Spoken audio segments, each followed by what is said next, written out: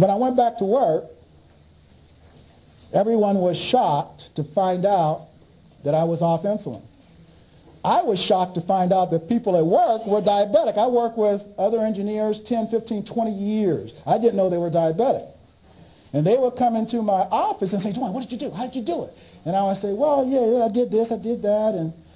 And they say, yeah, and they're taking notes and stuff.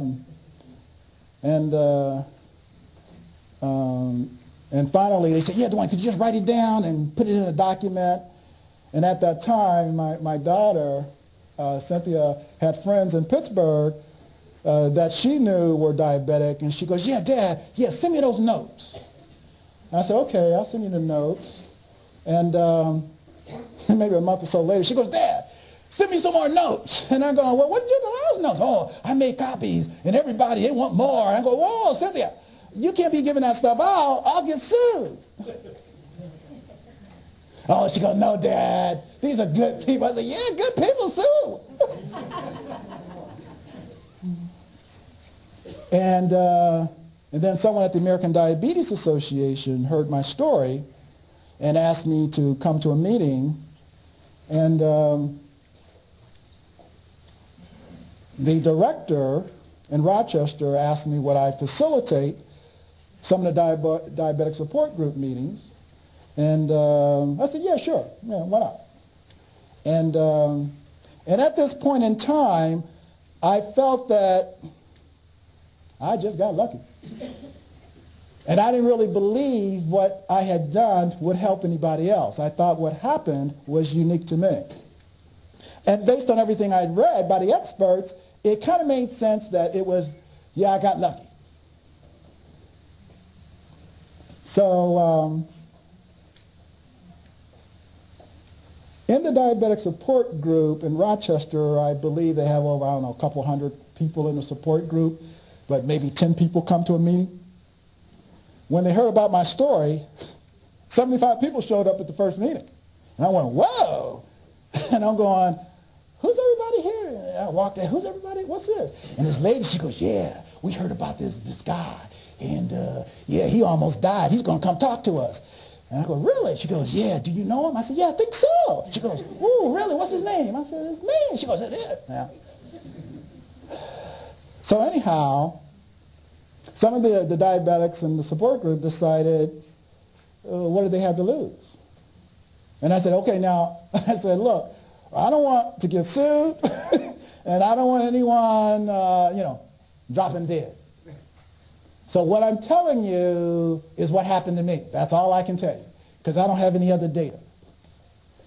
And I think maybe a couple months went by, and the next meeting I went to, they had opened up the auditorium. There were over 250 people. And I went, whoa!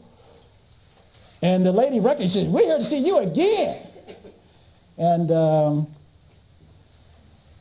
it turned out that people in the diabetic support group who tried the protocol started coming off the medication.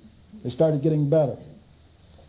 And in some cases, you can see the turnaround in less than 30 days. And if you measure it, you can actually see a decrease in your insulin resistance within 14 days.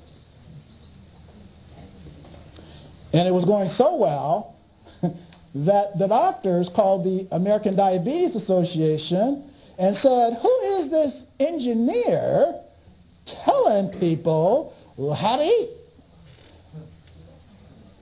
So they fired the ADA director. They fired her.